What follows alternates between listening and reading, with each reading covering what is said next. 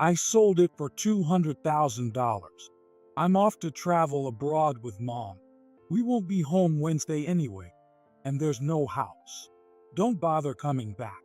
When I returned to my parents' house, I called my husband, Tommy, who blurted out that he had sold our house. Wait a minute, what do you mean? Frantic, I got no explanation as Tommy hung up, and he wouldn't pick up my calls when I tried again.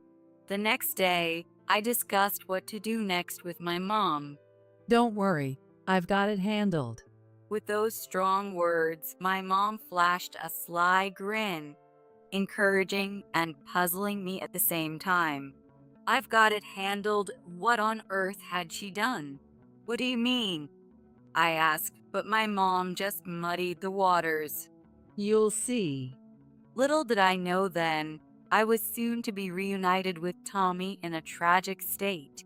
My name is Nancy Williams.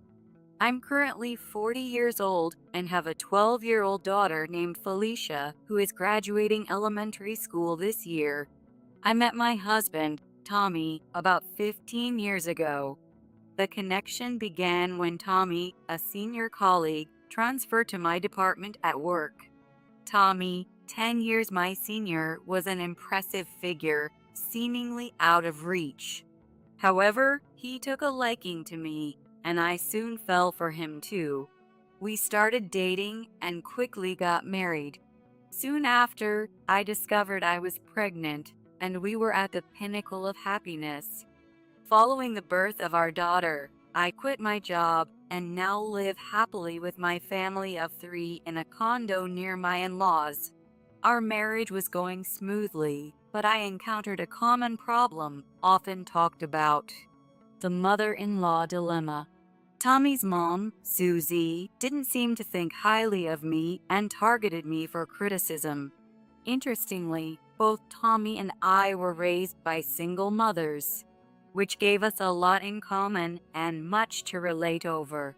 On the other hand, we had our differences. My mom always respected my decisions and stood by me.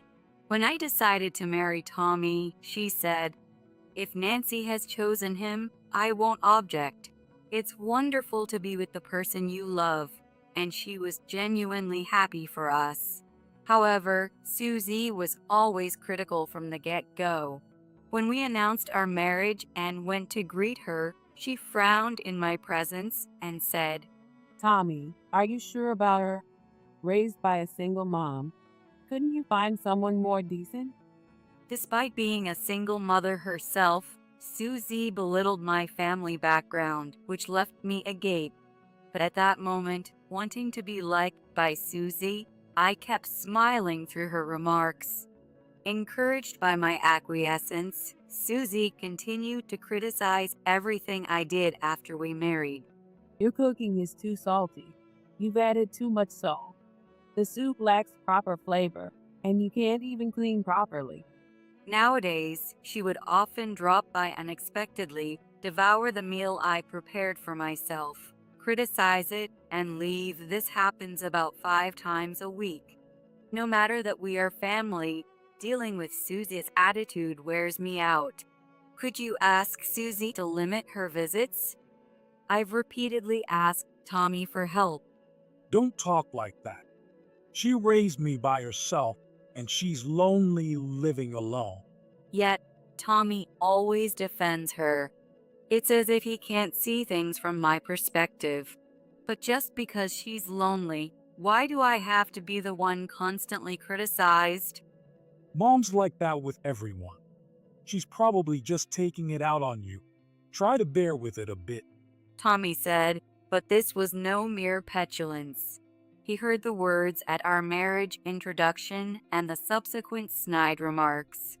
Even when our daughter Felicia was born, she laughed and said, "She's got her mother's flat nose."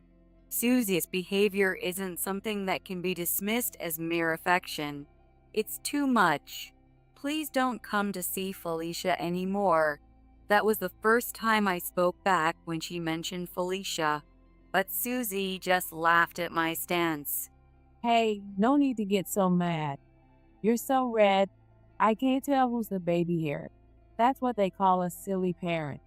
Tommy was there at the time, but Tommy just grinned stupidly, trying to keep Susie in a good mood without saying a word.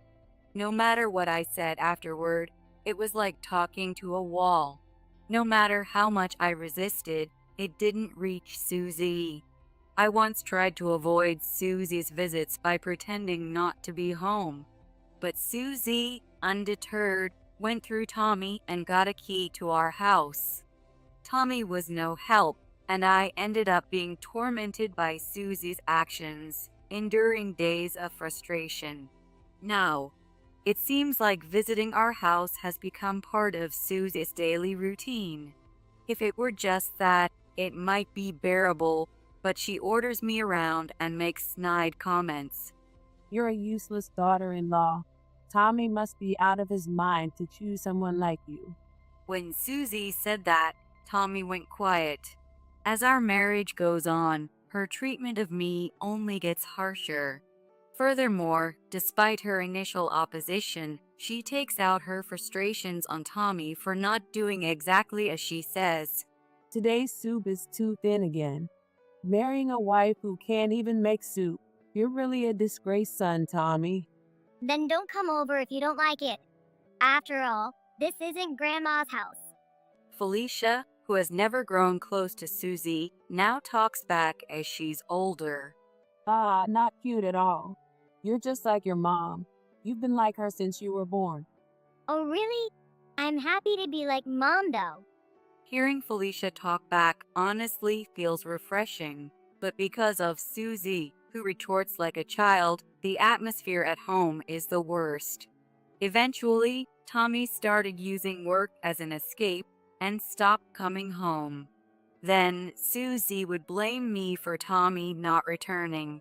Unable to stand it any longer, I called Tommy after his work hours were over one day.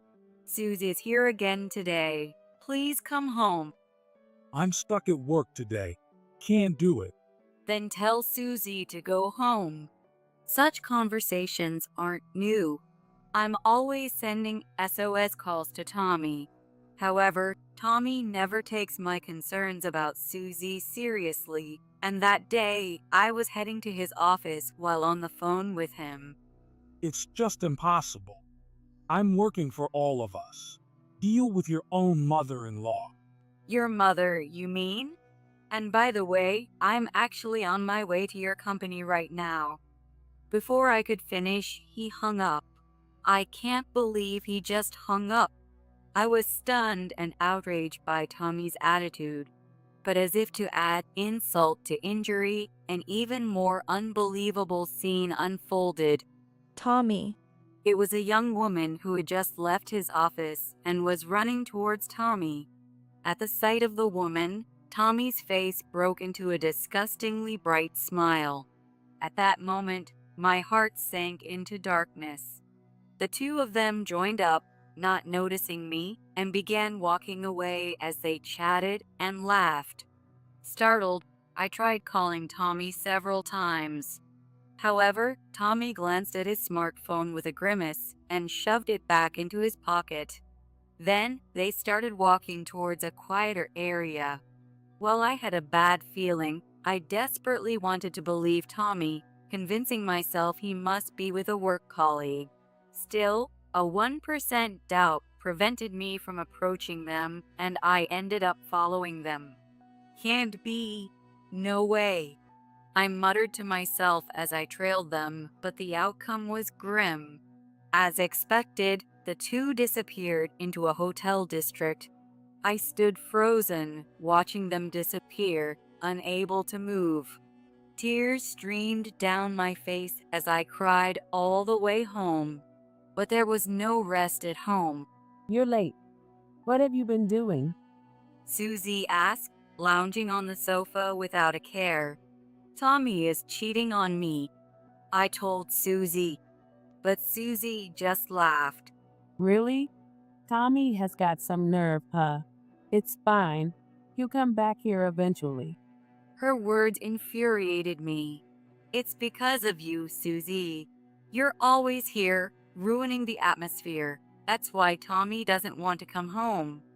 Perhaps it was partly an outburst, but it was the truth. Susie, clearly angered by my words, retaliated, but I managed to force her out of the house that day and cried alone in the empty room. Fortunately, Felicia was at a tutoring session and wouldn't be back for a while. I was overwhelmed with the feeling that Susie and Tommy had destroyed my family. After that incident, Susie stayed away for a while. I lacked the courage to confront Tommy about his affair, and life just went on. I was slowly regaining some peace, but every time Tommy grinned at his phone or informed me he'd be late, I felt nauseous. Since it was summer vacation, I decided to go back to my parents' house. Felicia would be home during the break. Susie would probably come by pretending nothing was wrong. So I thought it might be better to actually be away. My parents' house is in the same county, but about a 30-minute bus ride away. I couldn't visit often, but I was concerned about my mother living alone. It's unusual for you to stay so long. You usually only stay 2 nights. Are Tommy and Susie okay with it? My mother knew nothing about our situation. She asked casually, but I stumbled over my words. What's wrong? My mother must have noticed something odd about me. She looked concerned and peered into my face. Unable to keep silent, I spilled everything about what Susie had said, how Tommy had not defended me, and about his current affair.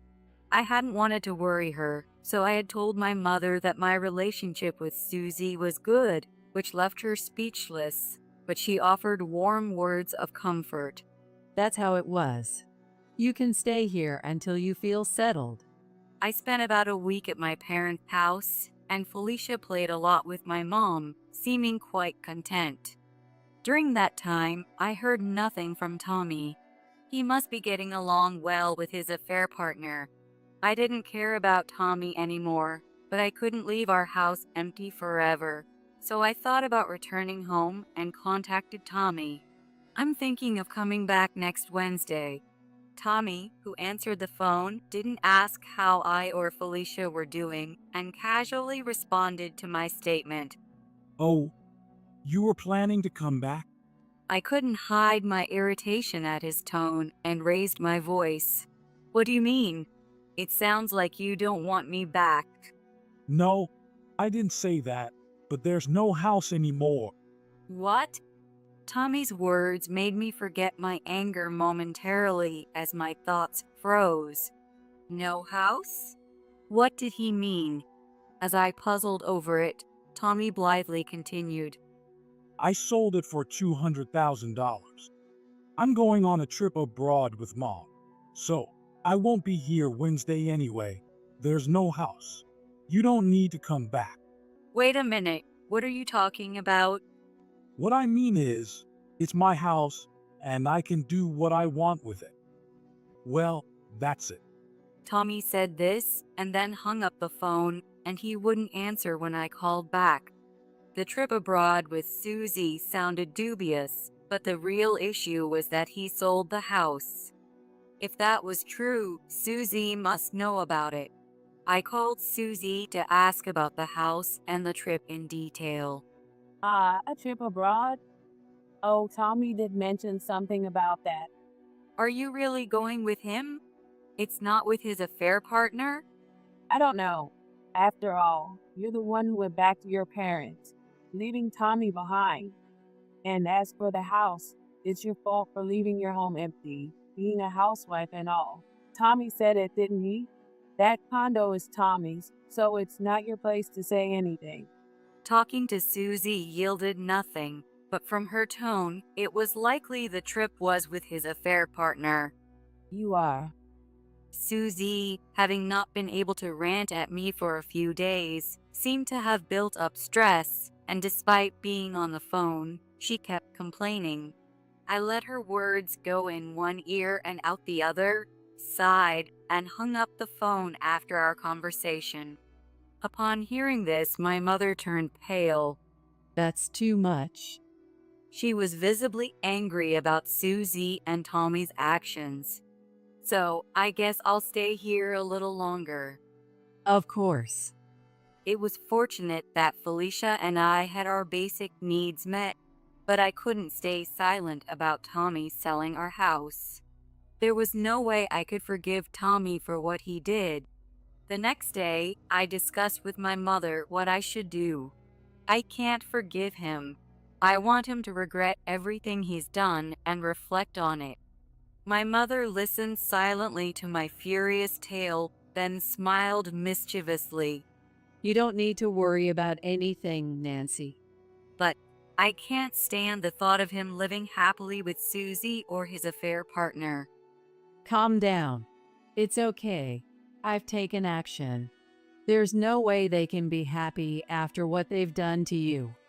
Her strong words encouraged me, but they also left me puzzled. In saying she took action, what could she have done? What do you mean? I asked, but my mother's response was vague. You'll see. 2 weeks passed. Felicia and I were still living comfortably at my parents' home. Felicia seemed to really enjoy her time with her beloved grandmother, following her around every day. I worried that her last summer vacation before finishing elementary school might feel constrained, but it didn't seem to be the case.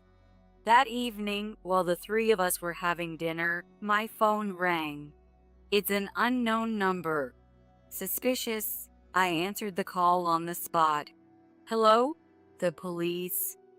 I blurted out in surprise, drawing the attention of my mother and Felicia. Without minding their gazes, the caller, who identified themselves as a police officer, explained the situation methodically. Your husband has been found sleeping in the park, causing a disturbance to the neighbors, and he is currently being held at the police station. Could you come to pick him up? I'll come right away. I responded and hung up. Both my mother and Felicia looked at me with wide eyes, wondering what had happened. I explained the call from the police. I have to go there now. With that, I rushed out of my parents' home. Upon arriving at the police station, I was immediately led to a room. There sat Tommy, unshaven, looking dejected, his clothes dirty, with a carry-on and an unknown woman beside him. I couldn't believe that the disheveled man being held by the police was my husband. I almost thought I was in the wrong room. Tommy looked up vacantly, and as soon as he saw me, his eyes filled with a sudden intensity, and he stood up. What have you done, you fool? Huh? His sudden outburst took me by surprise. To think he would speak to me like that after I came all this way when he called. Irritated, I retorted, "Who do you think you are? Causing trouble for people. What have you done? That should be my line." Huh? Don't mess with me. You manipulated the realtor. What are you going to do about me and Kristen's place to stay? Kristen. That must be the name of his affair partner. The unfamiliar woman remained silent, looking down. But more puzzling were Tommy's words, which left me tilting my head in confusion. A police officer calmed the agitated Tommy, giving me a moment to think. Then I remembered what my mother had said about taking care of it. In fact, my mother owned multiple properties. She became a single mother after my father passed away, who was the son of a landlord.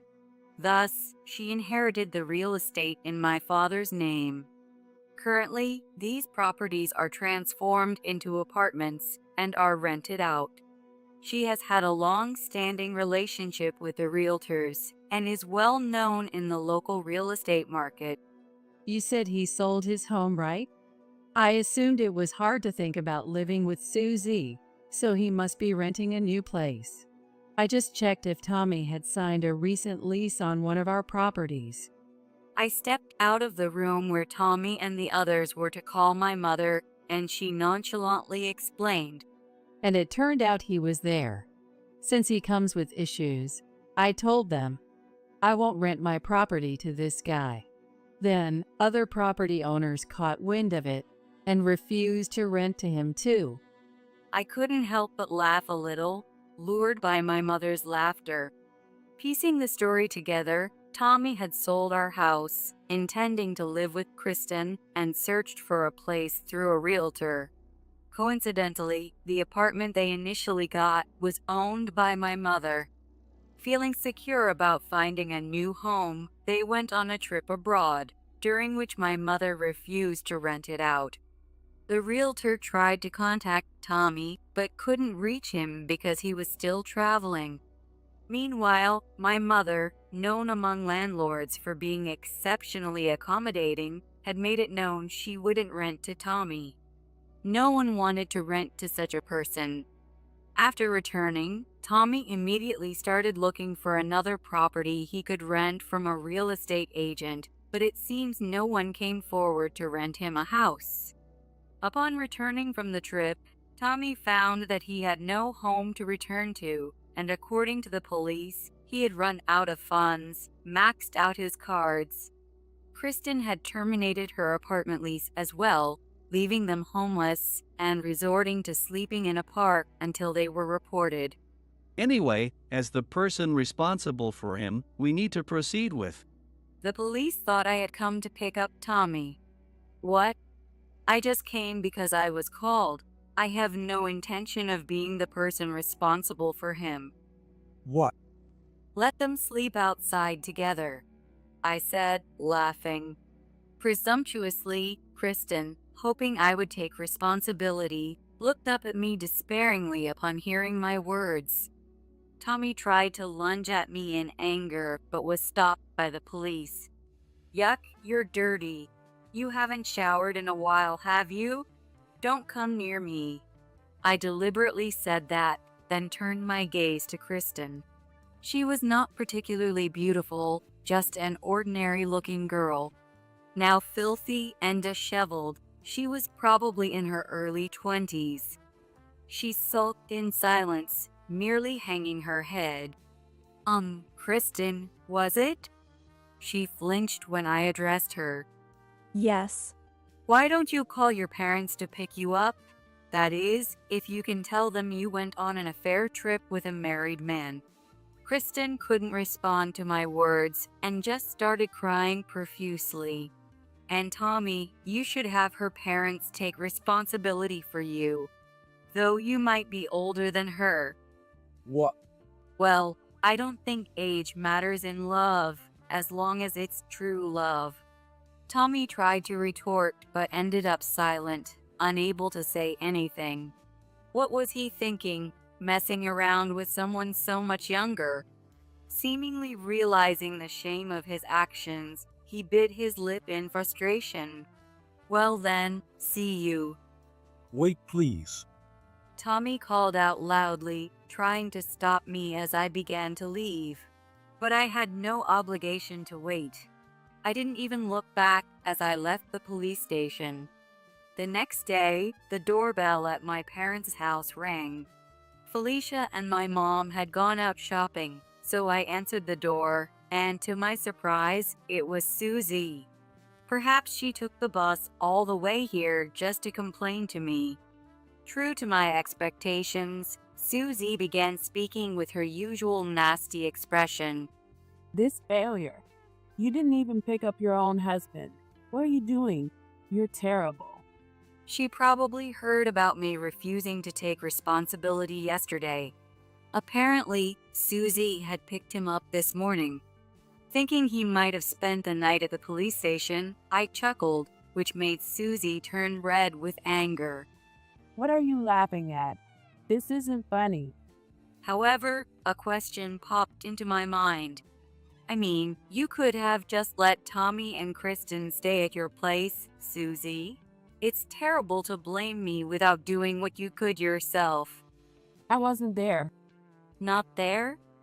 I asked back, and Susie laughed as if boasting. Tommy gifted me a spa trip. It was for 5 nights and 6 days. I just got back yesterday. It's a shame such a kind son ended up with you as his wife.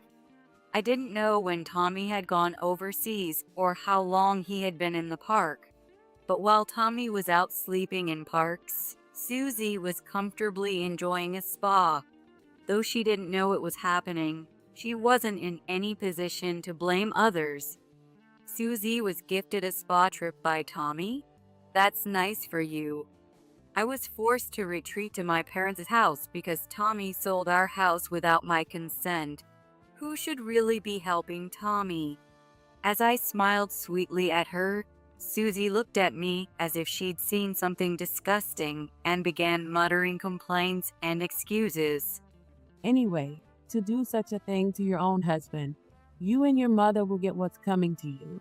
That's why no good comes from single mothers and their children. Enraged, Susie said this in desperation and then left. Was she referring to herself and Tommy as single mothers and their children? Thinking this, I watched Susie hurriedly walk away. A few hours later, Tommy contacted me. Wondering what it was this time, I answered the phone with a sense of dread. Mom fell and broke her bone on her way back from your house, and now she's hospitalized.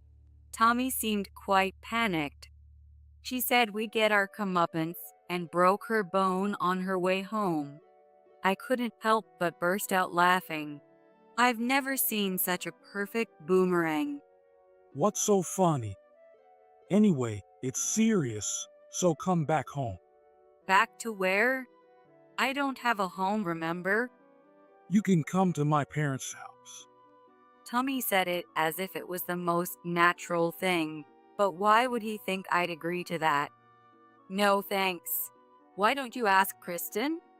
I told him, but Tommy's response was sluggish. Probably even Kristen had rejected him. Oh, so your beloved Kristen can't even take care of Susie for you? Well, it's Susie after all. No surprise there. Then you should take care of your mother yourself. On the other end of the phone, Tommy seemed utterly devastated. Don't say that. We're family, aren't we? Now he starts talking about family. Perhaps Kristen had dumped him. But that doesn't mean I'm obliged to help. I scoffed at his words and responded, I can't consider someone who wouldn't help me as family, so I won't help either. After that, I told Tommy I wanted a divorce. I thought the process would go smoothly, but surprisingly, Susie opposed our divorce. If marrying such a woman means breaking up with you, you're better. I won't allow a divorce. Just come back home and I'll forgive you. She must have been talking about Kristen. Susie had probably realized that Kristen wouldn't be able to fulfill her expectation of a daughter-in-law taking care of her in-laws. Of course, I had no intention of doing that either. And it turned out that Tommy really had broken up with Kristen, so Susie's worries were unfounded.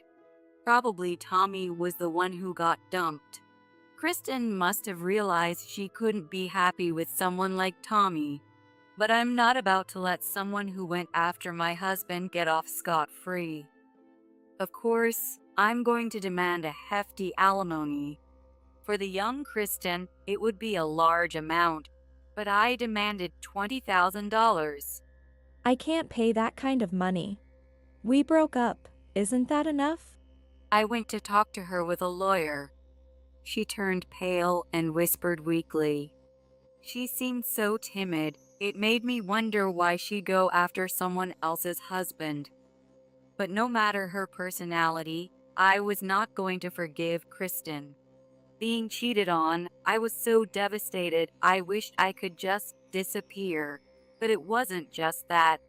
While you were having a great time with Tommy, I was suffering from the stress given by Tommy's mother. But You not only stole Tommy, but also our family time. I know Tommy is to blame, but if you had a bit more common sense and moral standards, this wouldn't have happened. Kristen was crying when she heard those words. However, her tears seemed less about remorse and more about her anxiety over what happens next. Indeed, she hadn't offered a sincere apology, just repeating, but, looking for a way out.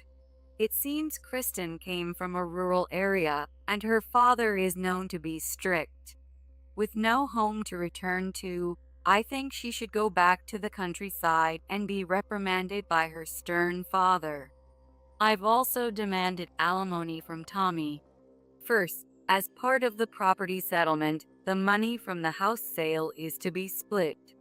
Out of the $200,000, $100,000 should be mine. Tommy's share is also $100,000, of which he has already squandered $20,000 on extravagant travel, leaving him with $80,000. I've decided to have him pay $30,000 as alimony and $50,000 as child support in a lump sum. I chose a lump sum payment for the child support because I wanted to limit any further interactions with Tommy. Tommy has apparently squandered his savings on Kristen, leaving him penniless. During our last conversation, Tommy apologized profusely to me. I'm really sorry. Let's start over. If that's not possible, at least forgive the alimony or reduce the child support. While he expresses his apologies, like Kristen, he seemed more self-pitying than remorseful, which made me sigh. Are you kidding? If you understood how much pain I went through, you wouldn't dare ask for alimony forgiveness. That's well. And Felicia is about to enter high school and college, and $50,000 is hardly enough. But I've already reduced the amount because you can't afford to pay more. You should be thankful for that. Tommy was speechless, finally understanding just how pathetic a father and husband he had been. Can I see Felicia anymore? As he spoke, tears messed up his face. You shouldn't. It's not for me to say, but Felicia doesn't want to. That's... Even putting aside the affair, if you had been a wonderful father, Felicia wouldn't feel this way. But you never stood up for Felicia and me against Susie's complaints. Contrasting my laughter, Tommy looked utterly defeated. I remembered what Felicia had said. Dad is not only useless, but he's making Mom suffer. So just get a divorce already. Actually, it was Felicia who had suggested the divorce. If I had children, I might have hesitated to divorce, but it was Felicia's words that made me decide. I have a real family with my mother and Felicia, and I felt that was all I needed. When I shared this, Tommy turned pale and just cried silently. Even if he thought his actions were minor, they had a major impact on others. I hope he lives his life, never forgetting the pain he caused and reflecting on his actions. Tommy, having no money to rent a house, started living with Susie in his parents' house.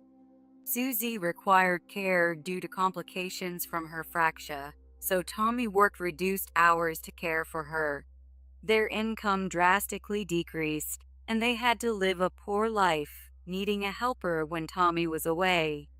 Originally, Susie tried to rely on me, and Tommy tried to push her onto me.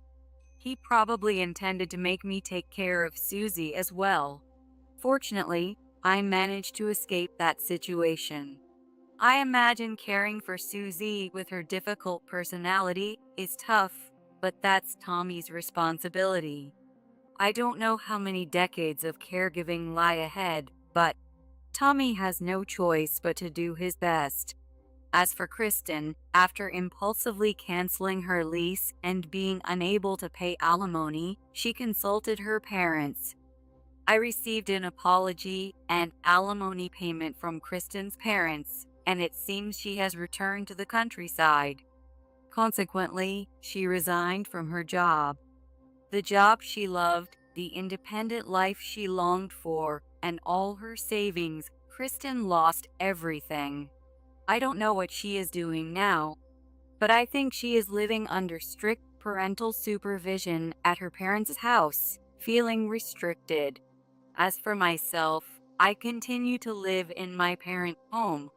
Although it was a bit far, Felicia attended her original elementary school until graduation. She then enrolled in the middle school I attended. Seeing my daughter in the same uniform I wore, my mother tearfully expressed her joy. My mother always silently wished for my happiness, and although she never spoke about her feelings, I realized after living together that she must have felt lonely at times. From now on, I plan to do my best to show filial piety and make our family of 3 happy. Most importantly, I want to ensure that my mother and Felicia have a happy life.